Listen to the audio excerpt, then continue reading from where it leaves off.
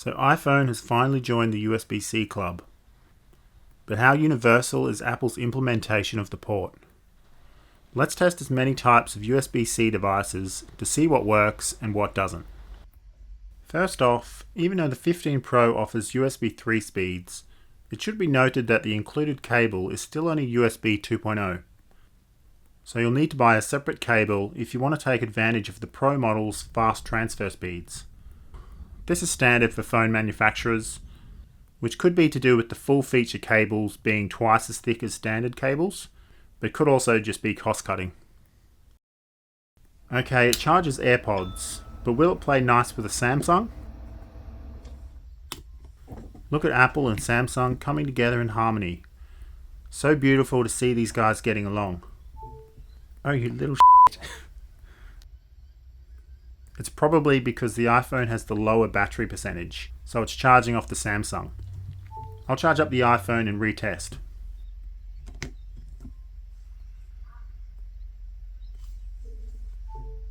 Alright, so iPhone is still stealing the juice.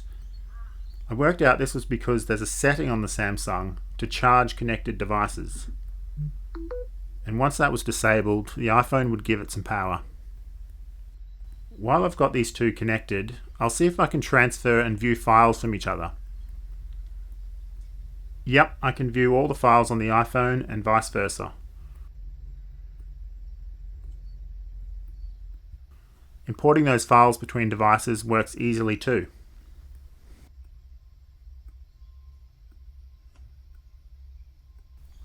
Alright, let's try audio output. First, some generic USB-C headphones.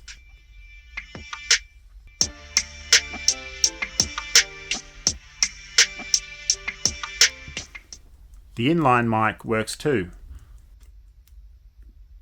along with the answer call / playback button.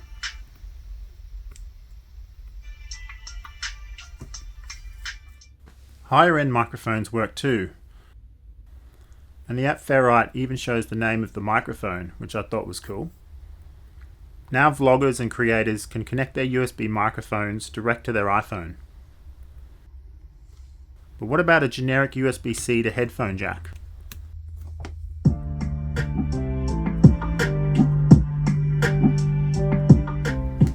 Okay, let's try external storage. First, a USB-C thumb drive. Yep, I can view the files and play back videos directly from the device.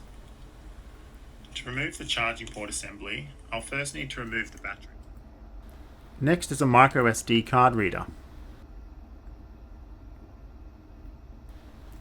It works well too.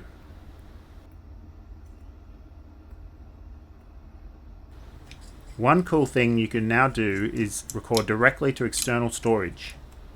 You need to turn on ProRes mode and record in 4K though. Then the camera app will even show you that it's recording to the external drive. And the remaining recording time displayed will be based on the external drive's storage space. However, writing to external storage will only work if the drive is formatted to exFAT or APFS. It's common for Windows formatted drives to be in NTFS or FAT32, so you'll need to keep that in mind. This thumb drive is FAT32, so I'll reformat it and try recording something. It does record, but unfortunately ProRes 4K video requires faster storage than what this thumb drive and micro SD card can achieve.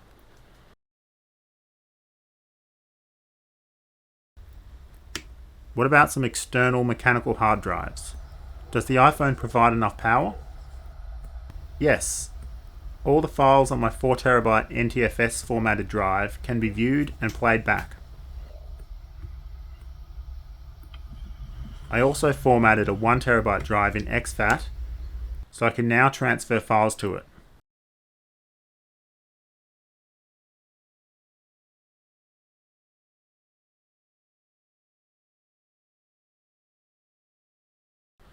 As well as record ProRes video directly to it.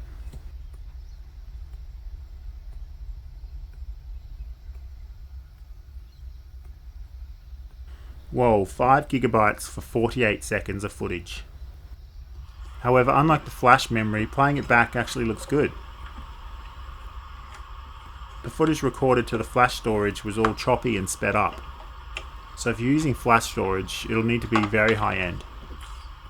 Okay, let's try a Samsung USB on the go adapter. Plugging a USB-A thumb drive works, as does a generic SD card reader. Trying out some peripherals now, and a USB keyboard works, but I couldn't get a mouse to work, at least at first, until I discovered I needed to enable assistive touch in the accessibility settings. It's best to hide the menu, so all you see is the mouse cursor.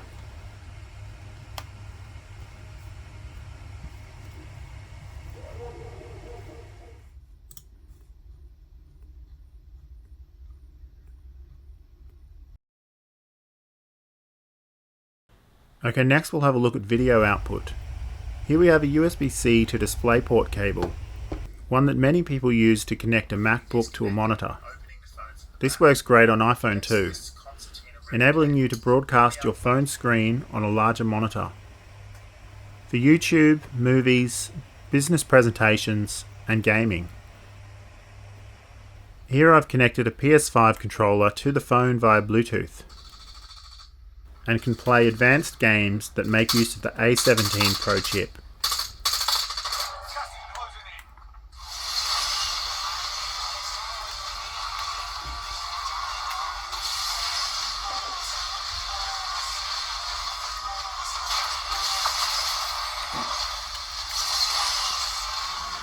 This even includes playing the upcoming Resident Evil Village,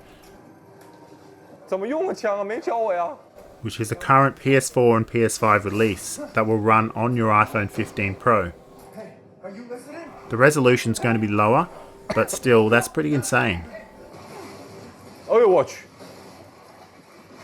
Let's see if a generic USB-C to HDMI adapter works too.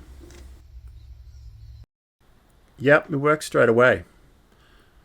Also, I noticed this little video output icon on the dynamic island that appears when you plug in an external monitor. Now I've got a generic HDMI hub where you can output video and charge your phone at the same time, and still have another USB-A port for storage or a peripheral. I'm assuming you can use even larger USB-C hubs that are often used with slim notebooks. The only device I couldn't get working was an old gaming controller that I use for retro games, but it may have just been a compatibility issue with the app. Let me know in the comments what you're most excited about using with the iPhone's new USB-C port.